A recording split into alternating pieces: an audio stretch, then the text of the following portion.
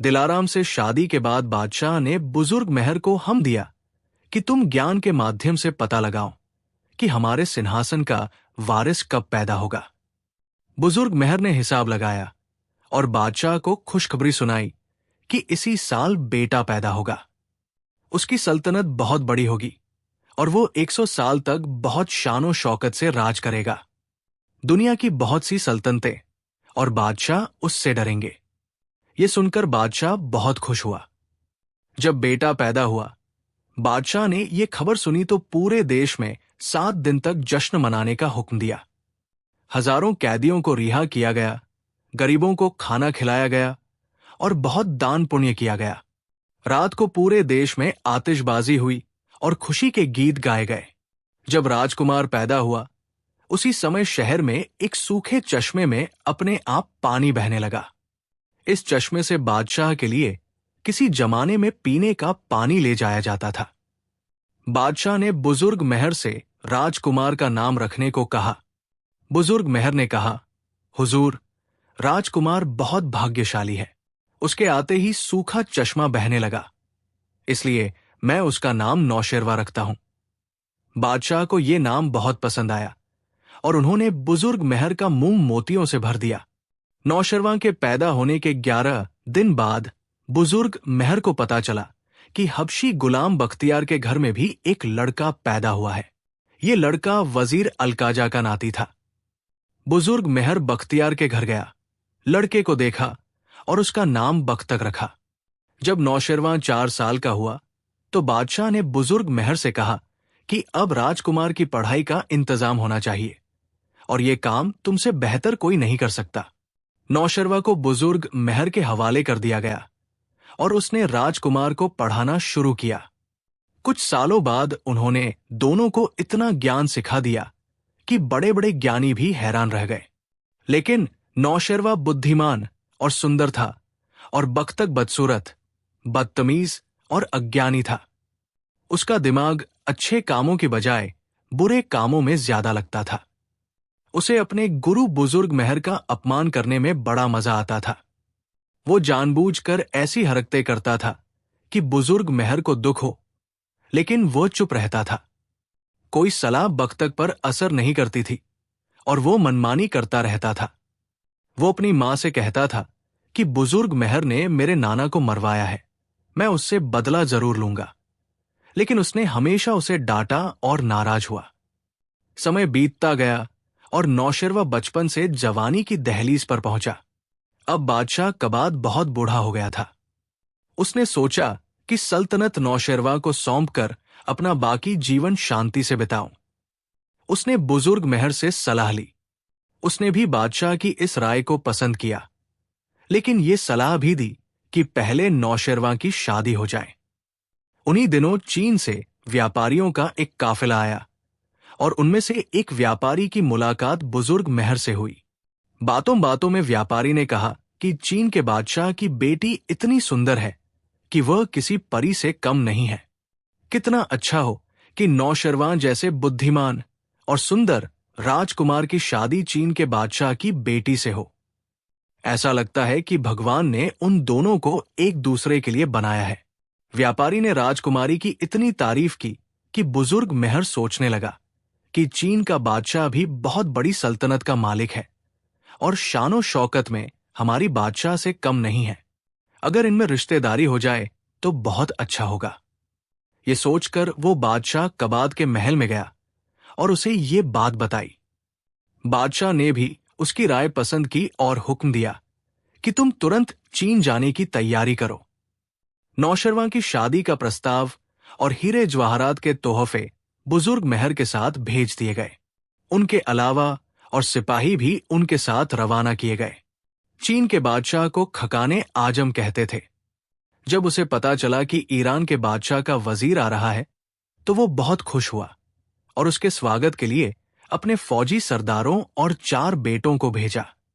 उन लोगों ने बहुत सम्मान से बुजुर्ग मेहर का स्वागत किया और उसे खकाने आजम के दरबार में ले गए। बुजुर्ग मेहर ने बादशाह को झुककर सलाम किया और जो तोहफे लाए थे वो पेश किए। खकाने आजम ने उसे अपने पास बिठाया और बातें करने लगा। बुजुर्ग मेहर ने खकाने आजम से अपने आने का मकसद बताया और नौशरवा की इतनी तारीफ की कि वो अपनी बेटी की शादी करने के लिए राजी हो गया और कहा कि ये मेरी खुशनसीबी है कि नौशरवा जैसा राजकुमार मेरा दामाद हो। उसने उसी समय अपने दरबारी सरदारों को हुक्म दिया कि शादी की तैयारी की जाए। बुजुर्ग मेहर खकाने आजम से विदा लेकर अपने देश आया और बादशाह कबाद को ये खुशखबरी सुनाई कि चीन का बादशाह अपनी बेटी से नौशरवा की शादी करने पर राजी है। कबाद बहुत खुश हुआ और यहां भी शादी की जोर शोर से तैयारी होने लगी। देश में हर तरफ खुशी की लहर दौड़ गई। 3 महीने बाद नौशरवा की शादी बहुत धूमधाम से चीन की राजकुमारी मेहरंगेश के साथ हो गई। चीन के बादशाह ने अपनी बेटी को दहेज में सोने चांदी के ढेर सारे गहने और बर्तन दिए, जिनका हिसाब लगाना मुश्किल था। इसके अलावा बेहतरीन रेशम के 10,000 कपड़े भी दिए। 1,000 गुलाम और नौकरानियां भी राजकुमारी की सेवा के लिए चीन से भेजे गए। दोनों देशों में कई महीनों तक शादी का जश्न चला।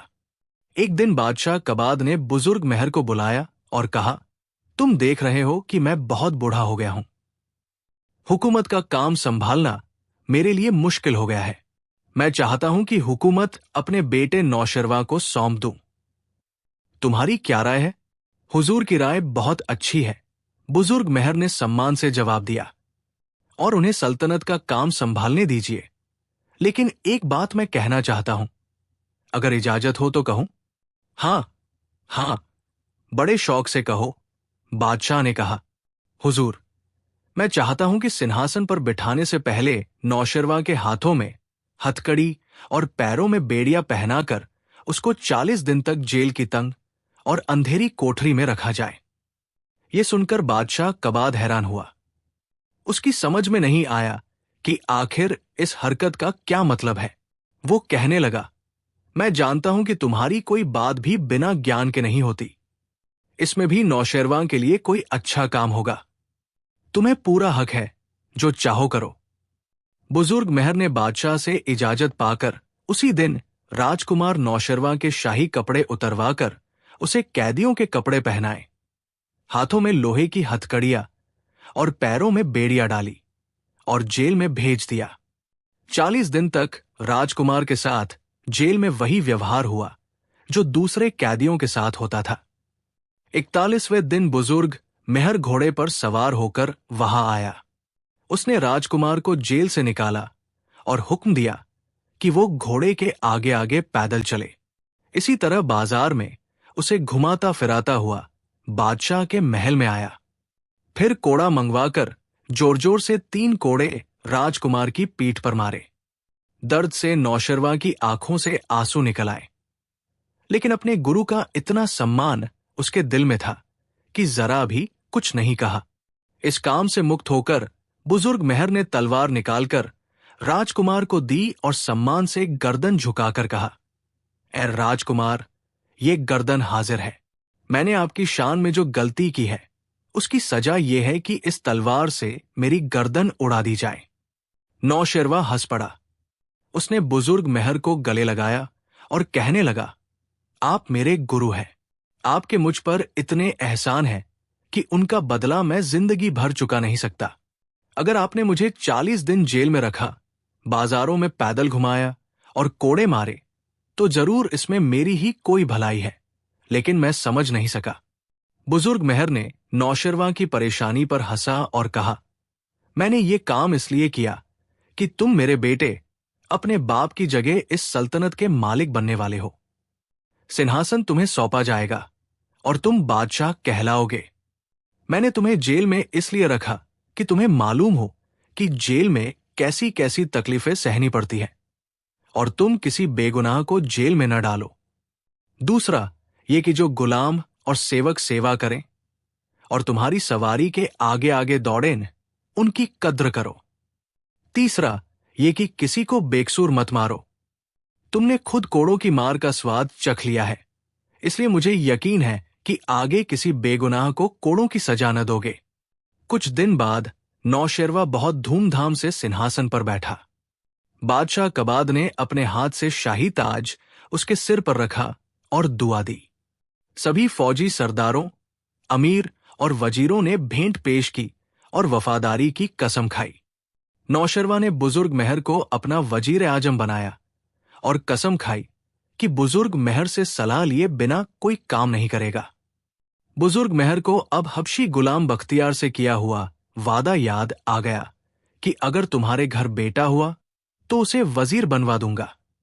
वो बख्तक को लेकर आया और उसकी भी सिफारिश करके वजीर बनवा दिया। जब तक नौशेरवा अच्छा राज करता रहा, फिर वो बदल गया। हर तरफ घूसखोरी और जुल्म होने लगा। सरकारी अफसर गरीब लोगों को परेशान करने लगे। चोरियां और डकैतियां आम हो गई। बख्तक वजीर ने नौशेरवा पर कुछ ऐसा जादू कर दिया था कि वो उसी की बात पर अमल करता और हर काम में उसी से सलाह लेता। बुजुर्ग मेहर ये सब कुछ देखता और दुखी होता। कई बार उसने नौशेरवा को समझाने की कोशिश की, लेकिन बख्तक ने उसकी एक न चलने दी। आखिर निराश होकर चुप हो गया। उन्हीं दिनों एक बड़ा मशहूर खूनी और डाकू गिरफ्तार करके नौशेरवा के दरबार में लाया गया। बादशाह ने उसका मुकदमा सुना और हुक्म दिया कि डाकू की गर्दन तलवार से उड़ा दी जाए। जब जल्लाद उसे मारने के लिए जाने लगे तो डाकू ने कहा, हुजूर, मैं मरने को तैयार हूं, लेकिन मेरे अंदर एक ऐसा अजीब ज्ञान है जो दुनिया में मेरे सिवा किसी को मालूम नहीं। अगर मैं मर गया तो ये ज्ञान भी दुनिया से खत्म हो जाएगा। मैं चाहता हूं कि मरने से पहले ये ज्ञान किसी को सिखा दूं। क्या ज्ञान है? नौशेरवा ने पूछा। जहांपनाह, मैं जानवरों की बोलियां समझ लेता हूं। नौशेरवा ने कहा, बहुत अच्छा, और बुजुर्ग मेहर को हुक्म दिया, इस डाकू को अपने घर ले जाइए और जानवरों की जुबान सिखाने के बाद इसकी गर्दन उड़ा दीजिए। बहुत अच्छा, हुजूर, बुजुर्ग मेहर ने कहा और उसे अपने घर ले गया। बुजुर्ग मेहर के घर पहुंचकर डाकू कहने लगा, मेरी शर्त यह है कि 40 दिन तक मुझे अच्छे अच्छे खाने खिलाओ, बेहतरीन कपड़े पहनाओ, मेरी हर इच्छा पूरी करो। उसके बाद मैं तुम्हें जानवरों की जुबान सिखाऊंगा। बुजुर्ग मेहर ने उसकी ये शर्त मान ली और डाकू की इच्छा के अनुसार उसको 40 दिन तक मजेदार खाने खिलाए और अच्छे अच्छे कपड़े पहनाए। 41वें दिन बुजुर्ग मेहर ने उससे कहा, तेरी शर्त मैंने पूरी की, अब मुझे जानवरों की जुबान का ज्ञान सिखा। यह सुनकर डाकू जोर से हंसा और बोला, तुम इंसान होकर धोखा खा गए? क्या कभी तुमने सुना है कि कोई इंसान जानवरों की जुबान समझता हो? बुजुर्ग मेहर शर्मिंदा हुआ और कहा, इसका मतलब यह है कि तू जानवरों की जुबान बिल्कुल नहीं समझता? बिल्कुल नहीं। फिर तूने झूठ क्यों बोला? सिर्फ 40 दिन की जिंदगी के लिए। हां, मैंने सोचा कि मरना तो है ही, फिर क्यों न खूब खा पी कर और अपने दिल की इच्छाएं पूरी करने के बाद मरूं? डाकू ने हंसकर जवाब दिया। बुजुर्ग मेहर हैरानी से उसकी तरफ देखने लगा। ऐसे आदमी से उसका पाला कभी नहीं पड़ा था। अच्छा, उसने कहा, अगर तू सच्चे दिल से वादा करे कि न कभी डकैती करेगा और न भगवान की बनाई दुनिया को सताएगा, तो मैं तेरी जान बख्श सकता हूं। मैं वादा करता हूं कि आज से ये सभी बुरी आदतें छोड़कर मेहनत मजदूरी से रोजी कमाऊंगा। डाकू ने जवाब दिया। अच्छा, अब तू जहां चाहे चला जा, मैं तुझे छोड़ता हूं। डाकू बुजुर्ग मेहर को दुआएं देता हुआ चला गया।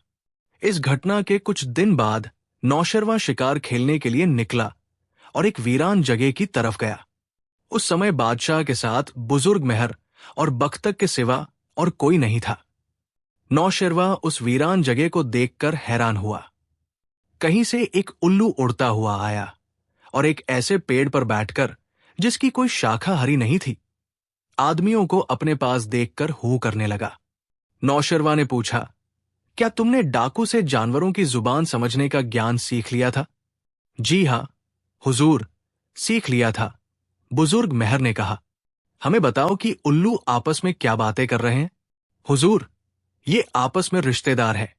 बड़ा उल्लू छोटे उल्लू से कह रहा है कि अगर तू अपने बेटे की शादी मेरी बेटी से कर दे तो मैं दहेज में ऐसी ही 3 वीरान जगह दूंगा। छोटा उल्लू कह रहा है कि 3 नहीं, 10 वीरान जगह लूंगा, तब शादी करूंगा। ये सुनकर बड़ा उल्लू बोला कि घबराते क्यों हो?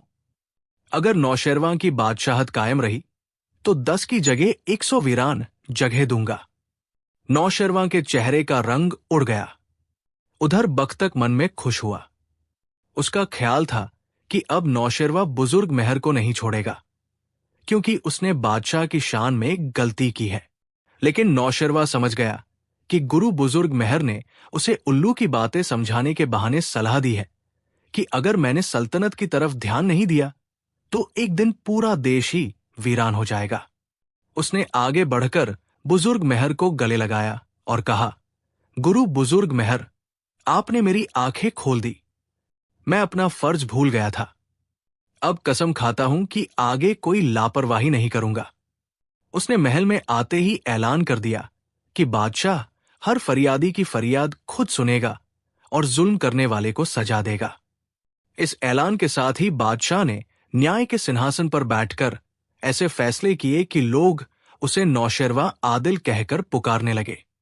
कुछ दिनों के अंदर सारी बुराइयां मिट गई और लोग बादशाह की जानमाल की सुरक्षा के लिए दुआएं देने लगे।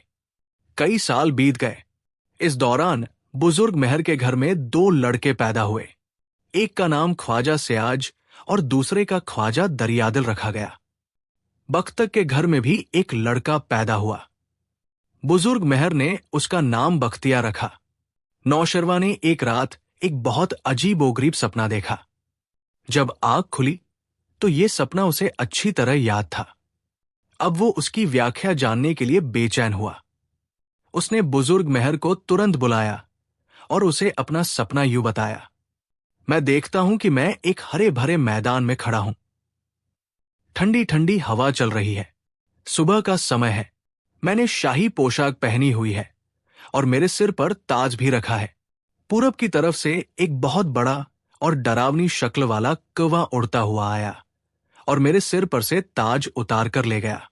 अभी मैं परेशान खड़ा उस किवे को देख ही रहा था कि पश्चिम की तरफ से एक बहुत सुंदर, कुएं से 2 गुना बड़ा सुनहरा पंखों वाला पक्षी आया और किवे की तरफ झपटा। उसने उसे मारकर ताज अपनी चोंच में उठाकर लाया, मेरे सिर पर रखा और जिधर से आया था उधर से गायब हो गया। अब तुम बताओ कि इस सपने की व्याख्या क्या है? बुजुर्ग मेहर देर तक सिर झुकाए चुपचाप बैठा रहा। फिर उसने कुछ हिसाब लगाया। उसकी आंखों में चमक पैदा हुई और चेहरा खुशी से खिल उठा। हाथ जोड़कर कहने लगा, जहांपनाह, आपने बहुत शुभ सपना देखा है। अब इसकी व्याख्या बताता हूं। हुजूर, पूरब की तरफ खैबर नाम का एक शहर है। वहां एक शख्स पैदा होगा जिसका नाम हर्ष श्याम रखा जाएगा। ये शख्स जवान होकर बहुत ताकत और नाम कमाएगा और ऐसी एक ताकतवर फौज तैयार करके ईरान पर हमला कर देगा। इस जंग में हुजूर की फौज हार जाएगी। हर्ष श्याम आपका सिंहासन और ताज छीन लेगा। लेकिन उन्हीं दिनों पश्चिम की तरफ से मक्का के सरदार अमीर हमजा नाम का एक नौजवान आएगा। उसकी हर्ष श्याम से लड़ाई होगी। वो उस सरदार को मार डालेगा और सिंहासन दोबारा हुजूर के हवाले कर देगा। नौशेरवा ने जब सपने की व्याख्या का पहला हिस्सा सुना तो बहुत घबराया, लेकिन अमीर हमजा के आने और हर्ष श्याम से जंग करके उसे खत्म कर देने और सिंहासन वापस मिल जाने की खुशखबरी सुनी तो बुजुर्ग मेहर से कहने लगा, ख्वाजा, मैं चाहता हूं कि तुम जल्द से जल्द मक्का के लिए रवाना हो जाओ। वहां के सरदार ख्वाजा अब्दुल मुत्तलिब से जाकर मिलो। मुमकिन है वो बच्चा जिसका नाम तुमने अमीर हमजा बताया अब तक पैदा हो चुका हो। उसे तलाश करके उसके मां बाप को खूब धन दौलत देना और कहना कि उसकी परवरिश अच्छी तरह करें। मैं आज ही सफर की तैयारी करता हूं।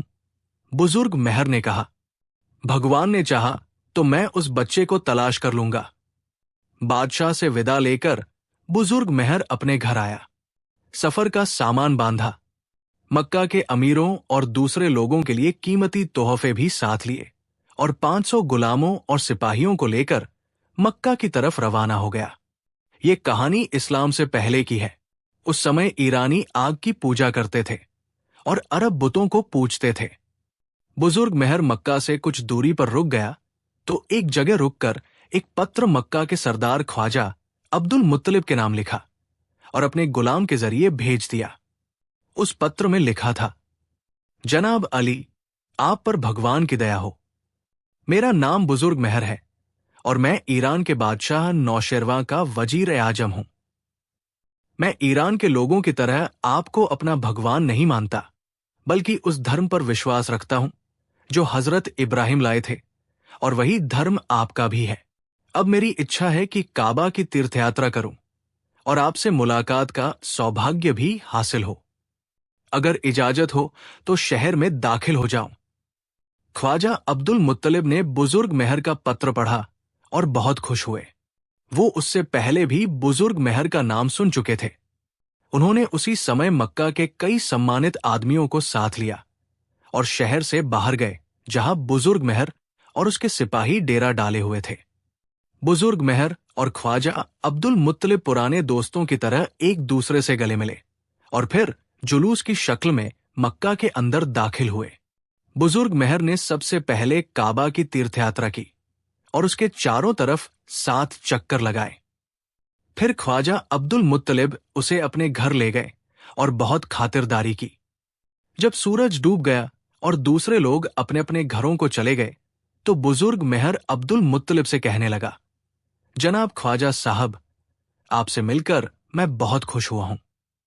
आपने जैसी मोहब्बत और व्यवहार किया है, उसने मुझे हमेशा हमेशा के लिए आपका गुलाम बना दिया है। मैंने अरबों की मेहमान नवाजी के किस्से सुने थे और उन पर विश्वास नहीं आता था, लेकिन अब अपनी आंखों से देख चुका हूं। वाकई जो कुछ सुना था सब सच है। आपको इससे भी बढ़कर पाया। ख्वाजा अब्दुल मुत्तलिब ने कहा, भाई, आपकी जगह कोई और शख्स होता तब भी हम उसकी ऐसी ही इज्जत करते। मैं आपकी हर तरह से सेवा के लिए हाजिर हूं। मेरे घर को अपना ही घर समझिए और जब तक आपका मन चाहे यहां रहिए। देर तक इसी तरह की बातें होती रही। आखिर बुजुर्ग मेहर ने ख्वाजा अब्दुल मुत्तलिब को नौशेरवां का सपना और उसकी व्याख्या का किस्सा सुनाया और कहा, वो लड़का मक्का के किसी घर में पैदा होने वाला है। बादशाह ने मुझे हुक्म दिया है कि उसकी पैदाइश तक मक्का में ही रहूं और जब वो पैदा हो जाए तो उसका नाम अमीर हमजा रखूं। ये वो लड़का है जिसका नाम सारी दुनिया में मशहूर होगा। बड़े बड़े बादशाहों को लड़ाई में हराकर उनसे लगान वसूलेगा और उसकी ताकत के सामने कोई पहलवान ठहर नहीं सकेगा। ख्वाजा अब्दुल मुत्तलिब ये सुनकर हैरान हुए और कहा, आपने अजीब कहानी सुनाई, लेकिन ये तो बताइए कि आप उस लड़के को पहचानेंगे कैसे? उसकी परेशानी देखकर बुजुर्ग मेहर ने जवाब दिया, मैं ज्योतिष जानता हूं और उसी के जरिए मैं बता सकता हूं कि आगे अरब देश में जितने बच्चे पैदा होंगे उनमें से अमीर हमजा कौन होगा। बुजुर्ग मेहर को मक्का में आए हुए 20 दिन बीत गए। इस दौरान किसी न किसी घर में लड़का पैदा होता और उसे बुजुर्ग मेहर के पास लाया जाता, मगर वो उसकी शक्ल देखते ही कह देता कि ये अमीर हमजा नहीं है। आखिर 21वें दिन ख्वाजा अब्दुल मुत्तलिब सुबह सुबह बुजुर्ग मेहर के पास आए और कहने लगे, भगवान की दया से आज मेरे घर में लड़का पैदा हुआ है। आप देखना चाहे तो ले आऊं? हाँ हाँ, जरूर लाइए, बुजुर्ग मेहर ने कहा। कुछ देर बाद ख्वाजा अब्दुल मुत्तलिब एक सुंदर बच्चे को कपड़े में लपेटे हुए बुजुर्ग मेहर के पास ले आए। बुजुर्ग मेहर ने जैसे ही बच्चे पर नजर डाली, उसका दिल जोर से धड़का। वो तुरंत सम्मान के लिए खड़ा हो गया और कहने लगा, ख्वाजा अब्दुल मुत्तलिब, मुबारक हो, ये दौलत तुमको ही मिली। यही वो लड़का है। फिर बुजुर्ग मेहर ने अमीर हमजा के माथे को चूमा, उन्हें गोद में लिया और देर तक देखता रहा। इसके बाद काबा की तरफ मुंह करके अमीर हमजा की सलामती के लिए दुआ मांगी। फिर अशरफियों और जवाहरात से भरी हुई बहुत सी थैलियां ख्वाजा अब्दुल मुत्तलिब को सौंपी और कहा, ये दौलत नौशेरवां ने अमीर हमजा के लिए भेजी है और कहा है कि इसी से इसकी परवरिश की जाए। ख्वाजा अब्दुल मुत्तलिब ने धन्यवाद करके वो थैलियां ले ली। इसके बाद शरबत तैयार करने का हुक्म दिया। लोग शरबत पीना चाहते थे कि बुजुर्ग मेहर ने हाथ के इशारे से रोका और कहने लगा, जरा रुक जाइए, मुझे 2 और लड़कों का इंतजार है, उन्हें भी ये पीने दीजिए। ये दोनों लड़के अमीर हमजा के वफादार दोस्त होंगे और जिंदगी भर साथ रहेंगे। अभी बुजुर्ग मेहर ने ये बातें पूरी नहीं की थी कि ख्वाजा अब्दुल मुत्तलिब का एक सेवक, जिसका नाम बशीर था, अपनी गोद में एक लड़के को लिए हुए आया और सम्मान से कहने लगा, हुजूर, मेरे घर में भी आज सुबह ये बच्चा पैदा हुआ है, दुआ के लिए आपकी सेवा में लाया हूं। बुजुर्ग मेहर ने उस बच्चे को गोद में लिया, उसका माथा चूमा और कहा, इसका नाम मुकबिल वफादार रखते हैं। ये लड़का तीरंदाजी की कला में बहुत अच्छा होगा और इसकी कमान से निकला हुआ तीर कभी खाली नहीं जाएगा। बुजुर्ग मेहर ने बशीर को भी अशरफियों की थैलियां दी और वो खुशी खुशी अपने घर चला गया। रास्ते में उसकी मुलाकात उमैया जमरी से हुई, जो ऊंट चलाया करता था। उमैया ने देखा कि बशीर बहुत खुश है और अशरफियों की थैलियां हवा में उछालता जा रहा है। उसने पूछना शुरू किया, ये अशरफिया कहां से चुरा कर लाया है? सच सच बता, वरना अभी जाकर ख्वाजा अब्दुल मुत्तलिब से कहता हूं। नहीं, मैंने चुराई नहीं, बशीर ने जवाब दिया। मेरे घर में आज लड़का हुआ है, इसलिए इनाम में ये अशरफिया दी है। तेरे घर में लड़का हुआ है तो क्या हुआ? ख्वाजा अब्दुल मुत्तलिब के यहां भी लड़का हुआ है। अगर तेरे घर में लड़का हुआ है तो तू भी उसे वहां ले जा। देर न कर, वरना अशरफिया खत्म हो जाएंगी। उमैया ये सुनकर दौड़ता हुआ घर की तरफ गया। रात को उसके यहां भी लड़का पैदा हुआ था और लड़के की मां कुछ देर बाद मर गई थी। अब उमैया परेशान था कि लड़के की परवरिश किस तरह होगी, क्योंकि उसके पास इतना पैसा नहीं था कि किसी औरत को दूध पिलाने के लिए रखता।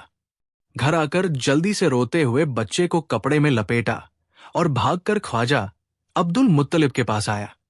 बुजुर्ग मेहर ने उस लड़के की शक्ल देखी तो बेकाबू होकर हंस पड़ा और ख्वाजा अब्दुल मुत्तलिब से कहा, ये वो बच्चा है जो चालाकी और शरारतों में बेमिसाल होगा। बड़े बड़े बादशाह, सिपह सालार और पहलवान इससे डरेंगे और जो ये कहेगा वो मानेंगे। ऐसे ऐसे मुश्किल काम ये अकेला ही करेगा जो किसी और से न होंगे। ये अमीर हमजा पर हर वक्त अपनी जान न्योछावर करने के लिए तैयार होगा। मैं इसका नाम उमरू रखता हूं।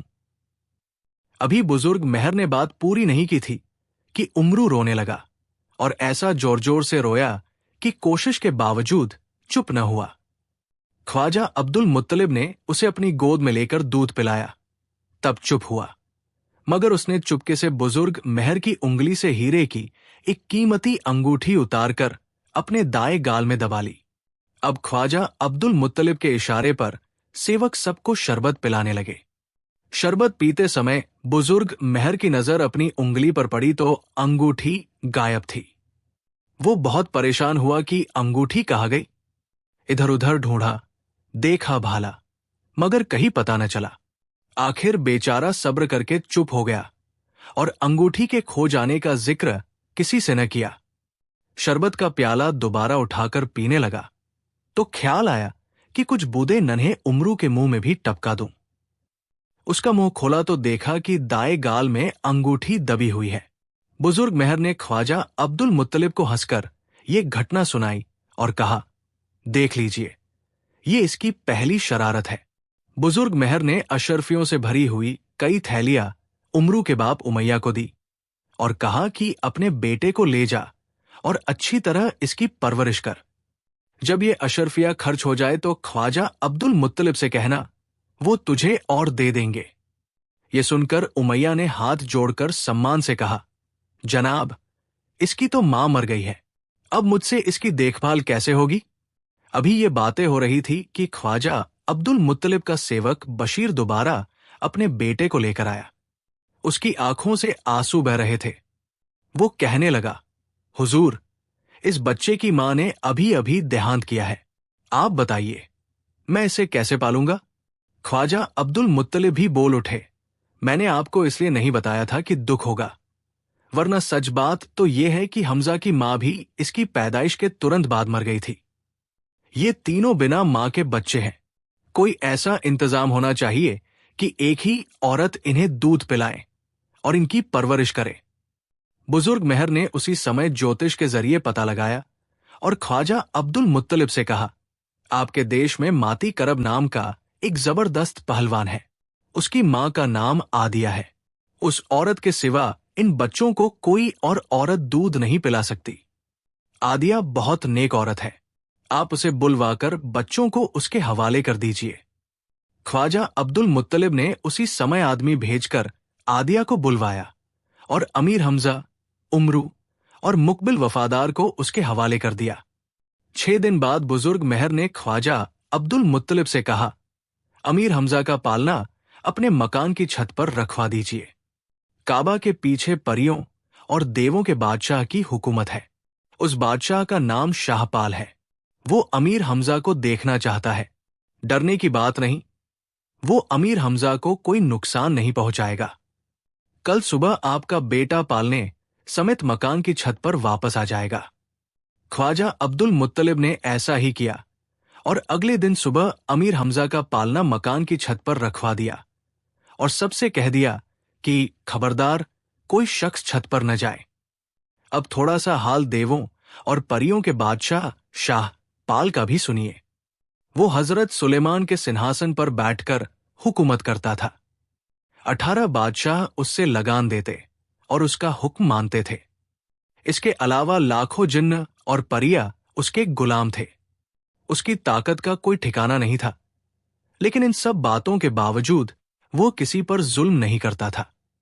हर एक से इंसाफ करता था।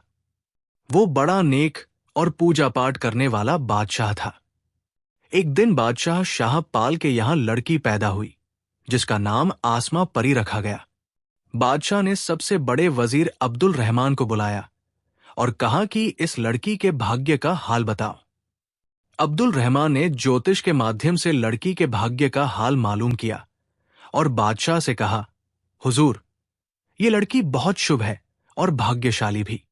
आपके बाद ये 18 साल तक बड़ी शानो शौकत से हुकूमत करेगी और किसी को सिर उठाने का मौका नहीं देगी। मगर 18 साल के बाद उसे एक परेशानी का सामना करना पड़ेगा। दूसरे बादशाह और सरदार सब उसके दुश्मन हो जाएंगे और चारों तरफ से हमला करके इसका सिंहासन छीन लेंगे।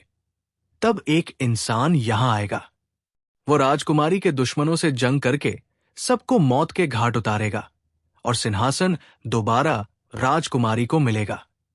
बादशाह शाहपाल ये सुनकर खुश हुआ और अब्दुल रहमान से कहने लगा, ये बताओ कि वो इंसान पैदा हुआ या नहीं? अगर पैदा हुआ तो किस देश में है? अब्दुल रहमान ने कहा, हुजूर, वो पैदा हो चुका है।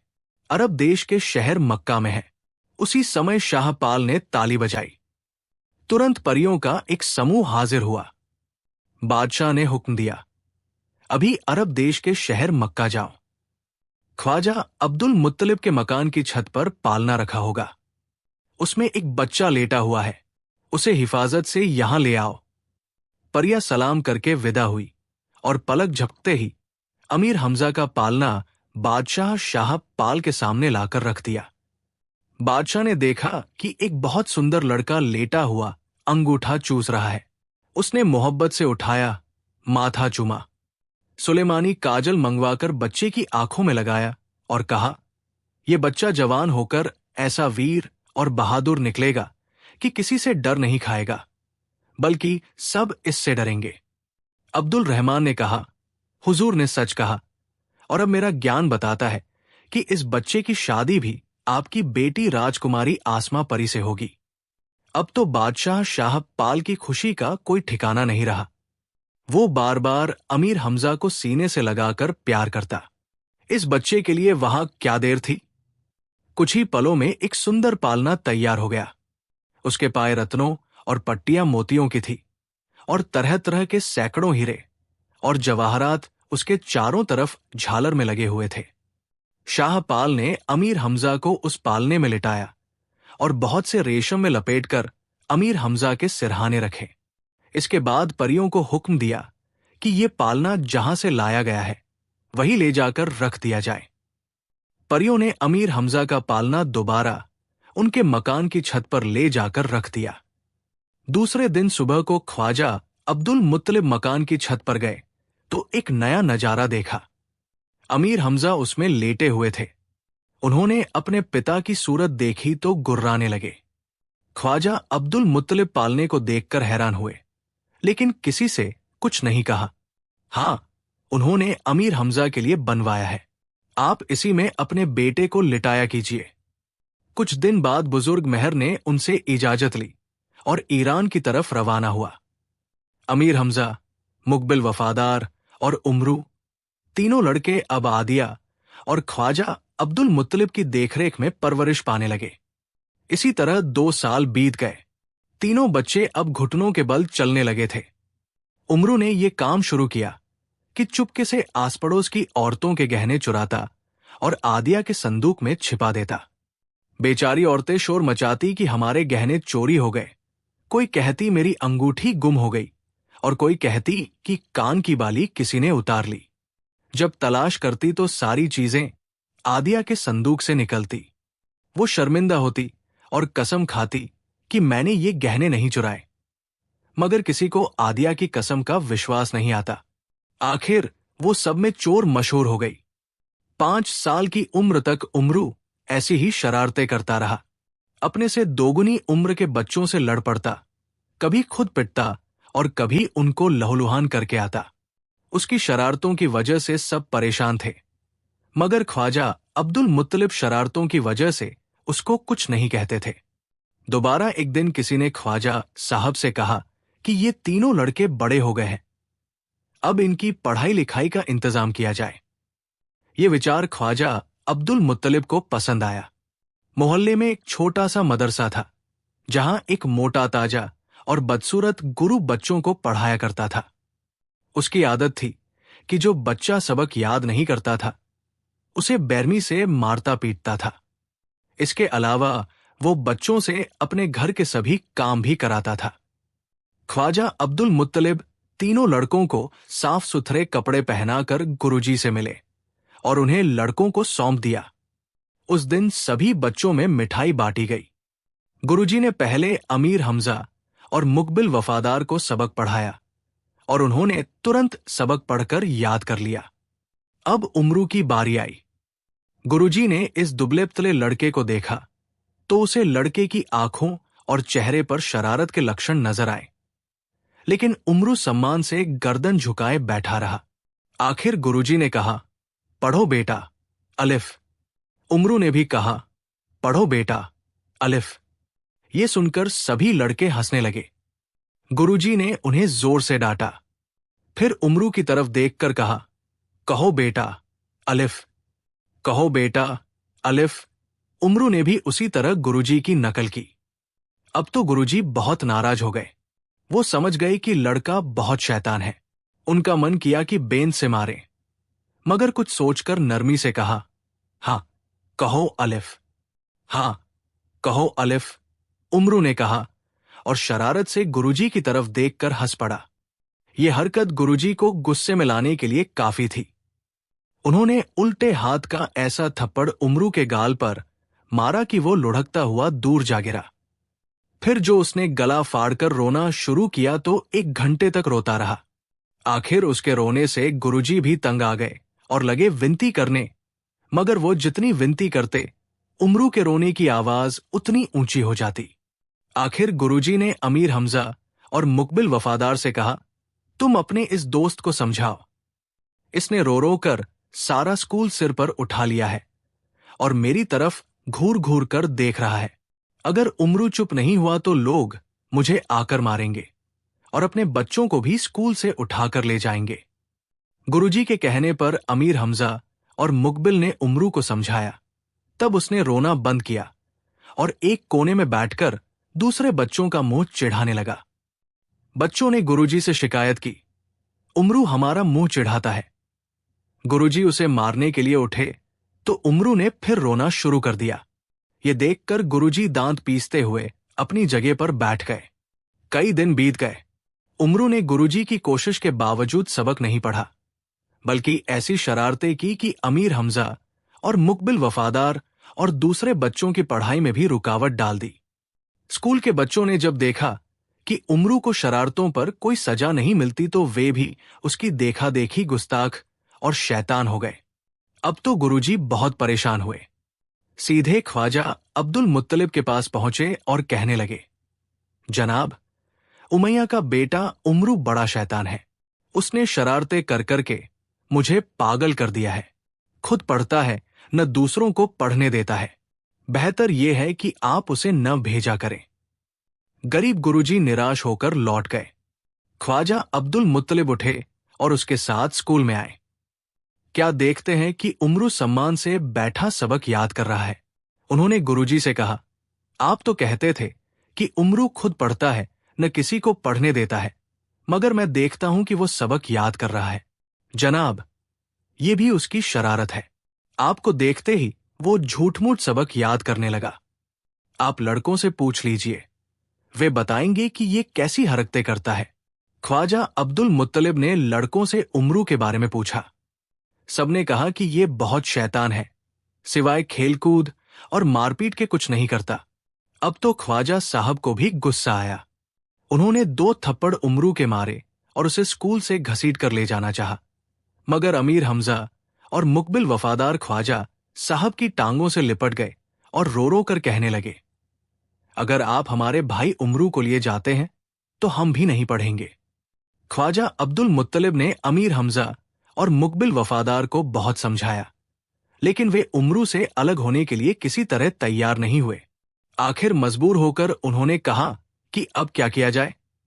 ये लड़के रो रो कर बेहाल हुए जाते हैं। उमरू कान दबाए अलग खड़ा था। ख्वाजा अब्दुल मुत्तलिब ने उसे कहा, उमरू, शरारतें छोड़ दे और अच्छा आदमी बन जा, वरना मार मार कर चमड़ी उधेड़ दूंगा। उमरू ने अपने गुरुजी और ख्वाजा साहब से माफी मांगी और वादा किया कि आगे शरारत नहीं करूंगा और पढ़ने लिखने में ध्यान दूंगा। ख्वाजा साहब चले आए। कई दिन शांति से बीत गए। उमरू ने कोई शरारत नहीं की, बल्कि मेहनत से सबक याद किया। गुरुजी को यकीन हो गया कि अब ये शरारत नहीं करेगा, मगर उस बेचारे को क्या खबर कि उमरू मन ही मन में नई नई शरारतें सोच रहा है। स्कूल में पढ़ने वाले लड़के अपने घरों से खाना लाते और जब दोपहर को 2 घंटे की छुट्टी मिलती तो 1 घंटे तक सोते और जागने के बाद खाकर फिर पढ़ाई में लग जाते। एक दिन उमरू ने यह हरकत की कि लड़कों को खर्राटे लेता देखकर उठा। सबका खाना गुरुजी के कमरे में उनके बिस्तर के पीछे छिपाकर चला आया और खुद भी सो गया। 1 घंटे बाद लड़के जागे और उन्होंने खाना ढूंढा तो सभी बर्तन गायब थे। उन्होंने गुरुजी से शिकायत की। वो बहुत हैरान हुए और कहने लगे, ये उमरू की शरारत है, उसके अलावा ऐसी हरकत कोई नहीं कर सकता। लेकिन उमरू कहने लगा, मुझे क्या खबर, मैं तो सो रहा था। फिर उसने लड़कों से कहा कि गुरुजी साहब की कोठरी में देखो, खाना वहीं मिलेगा। ये कहकर खुद भी उठा और सीधा गुरुजी की कोठरी में जा घुसा। लड़के उसके साथ साथ थे। इधर उधर सामान उलट पलट कर गुरुजी का बिस्तर देखा तो खाने से भरे हुए सभी बर्तन वहां मौजूद थे। लड़कों ने यह देखकर शोर मचाया कि गुरुजी खुद चोरी करते हैं और दूसरों का नाम लगाते हैं। लड़कों का शोर सुनकर कुछ पड़ोसी भी आ गए और उन्होंने पूछा कि क्या बात है। उमरू तुरंत बोल उठा, हमारे गुरुजी अजीब आदमी हैं, खुद लड़कों का खाना चुराकर अपने बिस्तर में छिपा देते हैं और नाम मेरा लेते हैं कि मैंने ये हरकत की है। बेचारा गुरुजी हक्का बक्का खड़ा उमरू की शक्ल देख रहा था।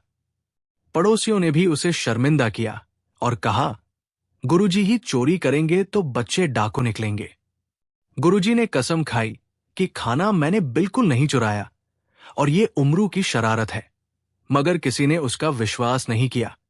आखिर वो गुस्से में आकर बेंत लेकर उमरू की तरफ झपटे। अभी 3-4 बेंत ही मारे थे कि उमरू ने अपना गुनाह मान लिया और कहा, ये हरकत मैंने ही की थी। उमरू अब गुरुजी का दुश्मन हो गया और हर वक्त बदला लेने की फिराक में लगा रहता। एक दिन मौका मिल गया। चुपके से गुरुजी की कीमती पगड़ी उठाई और सीधा हलवाई की दुकान पर पहुंचा। उससे कहा कि गुरुजी ने अपनी पगड़ी भेजी है और कहा है कि 5 रुपए की मिठाई दे दो, कल पैसे देकर पगड़ी मंगवा लूंगा। हलवाई ने पगड़ी लेकर मिठाई एक टोकरी में रखी और उमरू को दी। उमरू टोकरी लेकर स्कूल में आया। दोपहर हो चुकी थी। सभी लड़के रोज की तरह गहरी नींद में सो चुके थे।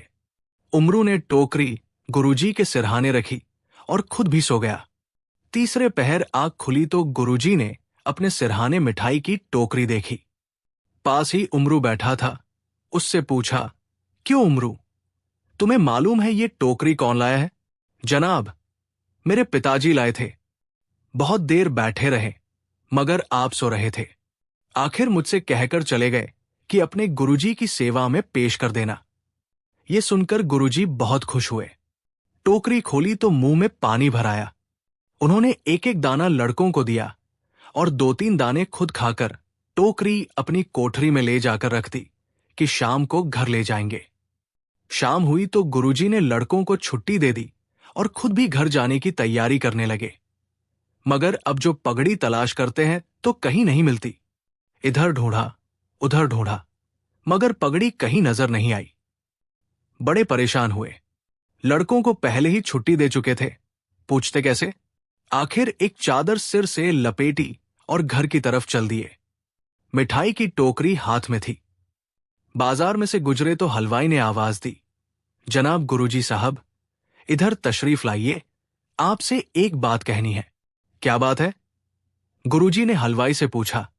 हलवाई ने पगड़ी निकालकर सामने रखी और कहने लगा, हुजूर, हमें आप पर पूरा पूरा विश्वास है। पगड़ी भेजने की क्या जरूरत थी? जब चाहे मिठाई मंगवा लिया कीजिए। गुरुजी साहब ने अपनी पगड़ी देखी तो उनका खून खौल उठा। कहने लगे, भाई, ये तो बताओ कि पगड़ी तुम्हारे पास कौन लाया था और तुमने मिठाई कितने की दी थी? जनाब, आपका शिष्य पगड़ी लाया। उसका नाम शायद उमरू है। उमैया का लड़का है। 5 रुपए की मिठाई टोकरी में बंदवाकर ले गया था। गुरुजी ने कुछ और नहीं कहा। जेब से 5 रुपए निकालकर हलवाई को दिए, पगड़ी सिर पर रखी और मन ही मन में उमरू को कोसते हुए घर पहुंचे। सारी रात दुख और गुस्से के मारे गुरुजी को नींद नहीं आई। कई बार पत्नी ने पूछा कि मामला क्या है, लेकिन उन्होंने कुछ नहीं बताया। अगर उस समय उमरू उनके हाथ लग जाता तो न जाने उसके साथ कैसा व्यवहार करते। बार बार दांत पीसते और बड़बड़ाते रहे, ठहर जा बच्चे, जाता कहाँ है? सुबह स्कूल में किसी तरह आ जा, फिर तेरी वो हालत करूंगा कि सारी उम्र याद रखेगा। उमरू से बदला लेने की धुन में गुरुजी सुबह जल्दी स्कूल में आ पहुंचे। धीरे धीरे सभी लड़के भी आए। फिर ख्वाजा अब्दुल मुत्तलिब के साथ अमीर हमजा, मुकबिल वफादार और उमरू भी आते दिखाई दिए। ख्वाजा साहब के इशारे पर उमरू ने झुककर गुरुजी के पांव पकड़ लिए और अपनी गलती की माफी मांगी। ख्वाजा अब्दुल मुत्तलिब ने जेब से 10 रुपए निकालकर गुरुजी को दिए और कहा, 5 रुपए मिठाई के और 5 रुपए मेरी तरफ से स्वीकार कीजिए। मैं हमजा की सिफारिश पर आया हूं। और उन्होंने सारी घटना अपने दोस्तों को सुनाई। उन्होंने मुझसे कहा कि अब गुरुजी उमरू की बुरी तरह पिटाई करेंगे, इसलिए मैं साथ चलकर उमरू को माफी दिला दूं। इसे माफ कर दीजिए, आगे शरारत करेगा तो मैं खुद इसकी हड्डियां तोड़ दूंगा। उन्होंने ऐसी बातें की कि गुरुजी का सारा गुस्सा जाता रहा। उन्होंने उमरू को माफ किया और कहा, जा, ख्वाजा साहब की सिफारिश पर सजा दिए बिना छोड़ देता हूं, लेकिन आगे बिल्कुल माफ नहीं करूंगा। 15 दिन बीत गए। उमरू ने इस दौरान कोई शरारत नहीं की, बल्कि इतना शरीफ और सीधा बन गया कि गुरुजी को उसकी हालत देखकर हैरानी हुई। शरारत करना तो एक तरफ रहा, वो दूसरे शैतान बच्चों को भी रोकता था। अब गुरुजी उससे बहुत खुश हुए और उन्होंने घर के काम भी शुरू किए। एक दिन किसी लड़के का बाप नहीं आया तो उनका खाना पकाकर गुरुजी के लिए लाया। गुरुजी ने उमरू को बुलाया और कहा, इधर आ, कपड़े में बंधी हुई ये टोकरी है, इसे हमारे घर ले जा। खबरदार, रास्ते में बिल्कुल न खोलना। इसमें मुर्गा बंद है, अगर तूने खोला तो निकलकर भाग जाएगा। गुरुजी, मैं इतना बेवकूफ नहीं हूं कि टोकरी खोलकर मुर्गे को भगा दूं। उमरू ने जवाब दिया, आप निश्चिंत रहिए, मैं ये सामान सुरक्षा से आपके घर पहुंचा दूंगा। ये कहकर वो बाहर निकला और गुरुजी के घर की तरफ चला। कुछ दूर जाकर उसने टोकरी खोली। खजूरों के हलवे और भुने हुए गोश्त की खुशबू नाक में पहुंची। वो बेचैन हो गया। सोचे समझे बिना सारा खाना झटपट खा लिया। कुछ हड्डियां और बोटियां बाकी बची तो वो आवारा कुत्तों के आगे डाल दी। फिर टोकरी को उसी तरह कपड़े में बांधा और गुरुजी के घर का दरवाजा खटखटाया। गुरुजी की पत्नी दरवाजे पर आई और पूछने लगी, ए लड़के, कहाँ से आया है और तेरे हाथ में क्या है? अम्मा जान, मैं स्कूल से आया हूं। उमरू मेरा नाम है। गुरुजी ने खाना भेजा है और कहा है कि जब तक मैं ना आ जाऊं इसे बिल्कुल न खोलना। और हां, उन्होंने ये भी फरमाया है कि आज शाम का खाना पकाने की जरूरत नहीं। गुरुजी की पत्नी ने हाथ बढ़ाकर टोकरी ले ली। उमरू ने सलाम किया और चला गया। स्कूल में पहुंचकर उसने गुरुजी से कहा कि टोकरी घर पहुंचा दी है। तूने उसे खोला तो नहीं था? गुरुजी ने उमरू की तरफ गौर से देखकर पूछा। नहीं जनाब, मैं भला क्यों खोलता? उमरू ने मासूम चेहरा बनाकर जवाब दिया। अच्छा, आज तेरी छुट्टी, गुरुजी ने कहा और उमरू उछलता कूदता बाहर चला गया। शाम को गुरुजी ने समय से कुछ पहले ही लड़कों को छुट्टी दे दी और खुद मजेदार खाने की धुन में जल्दी जल्दी घर पहुंचे। भूख के मारे बुरा हाल था। पत्नी से पूछा, आज की दावत कहाँ है? कुछ नहीं पकाया तुमने? आपने कहा था कि आज कुछ मत पकाना। मैंने कहा था। गुरुजी की पत्नी ने कहा, अरे तुम भी अजीब बातें करते हो। खुद ही तो उमरू के हाथ टोकरी देकर भेजा और कहलवाया कि खाना मत पकाना, और अब ऐसी उल्टी बातें कर रहे हो। गुरुजी ने एक पल के लिए सोचा। समझ गए कि उमरू ने शरारत की है, मगर इस झूठ में फायदा ही रहा। खाना पकता तो बेवजह गायब हो जाता। टोकरी खासी भारी है, उसमें जरूरत से ज्यादा खाना होगा। अच्छा, तुम इस टोकरी में से खाना निकालकर गर्म करो, मैं इतने में हाथ मुंह धो लूं, गुरुजी ने कहा। तुम खुद ही गर्म कर लो, पत्नी ने नाराज होकर कहा। मैं तो टोकरी को हाथ तक नहीं लगाऊंगी। तुमने ये क्यों कहलवाया था कि मेरे आने से पहले टोकरी बिल्कुल न खोली जाए? क्या मैं इतनी निर्लज हूं कि खाना चुरा कर खा जाती? तुम समझती तो हो नहीं, बेकार की लड़की हो, गुरुजी ने चिढ़कर कहा। वो तो मैंने एक चाल चली थी। तुम्हें मालूम है कि उमरू कैसा शैतान है। रास्ते में टोकरी जरूर खोलता और खाना खा जाता। मैंने उसे कहा था कि टोकरी में मुर्गा बंद है, अगर इसे खोला तो मुर्गा निकलकर भाग जाएगा। ये कहकर गुरुजी ने टोकरी उठाई तो वजन में कुछ हल्की महसूस हुई। दिल धक धक करने लगा। कांपते हाथों से उस पर बंधा हुआ कपड़ा खोला और बर्तन देखे तो सब खाली। उन्होंने अपना सिर पीट लिया और बर्तन इस जोर से उठाकर दीवार पर मारे कि कच्ची दीवार धड़ाम से गिर गई। पड़ोसियों ने समझा कि भूकंप आ गया। सब चीखते चिल्लाते बाहर गली में निकल आए। आखिर गुरुजी ने उन्हें बताया कि भूकंप नहीं आया, खाली बर्तन दीवार पर मारे थे, उससे दीवार गिर गई। उस समय बाजार भी बंद होने लगा था, वरना खाना बाजार से आ जाता। सारी रात बेचारे गुरुजी भूख से बेहाल रहे और उमरू को बुरा भला कहते रहे। दिन निकला तो गुरुजी बाजार से नाश्ता करके स्कूल गए। देखा कि उमरू सबसे पहले आया हुआ है और स्कूल में झाड़ू दे रहा है। उसने गुरुजी को देखकर सम्मान से सलाम किया और उनके जूते उतारने को दौड़ा। गुरुजी ने उमरू के कान पकड़कर कहा, कल तूने मुझे भूखा मारा, सारा खाना खा गया और खाली बर्तन मेरे घर दे आया। जनाब, मैंने तो कुछ नहीं खाया, उमरू ने जवाब दिया। आपने ही तो फरमाया था कि टोकरी बिल्कुल न खोलना, उसमें मुर्गा बंद है, भाग जाएगा। क्या मैं मुर्गे को कच्चा चबा गया? गुरुजी ने मन में सोचा कि ये लड़का मेरे बस का नहीं, मैं इसे पढ़ाने से बाज आया। अभी जाकर ख्वाजा साहब से कहता हूं कि इसे स्कूल न भेजा करें। ये फैसला करके वो उठे और ख्वाजा अब्दुल मुत्तलिब के मकान की तरफ चले। उमरू समझ गया कि गुरुजी ख्वाजा साहब से शिकायत करने जा रहे हैं। वो भागा भागा अमीर हमजा के पास पहुंचा और बोला, मैं तो यहां से भागता हूं, अब घर नहीं जाऊंगा, जिंदगी रही तो फिर मिलेंगे। अमीर हमजा और मुकबिल वफादार ये सुनकर रो पड़े। उन्हें उमरू से बहुत मोहब्बत थी और एक पल भी उसके बिना नहीं रह सकते थे।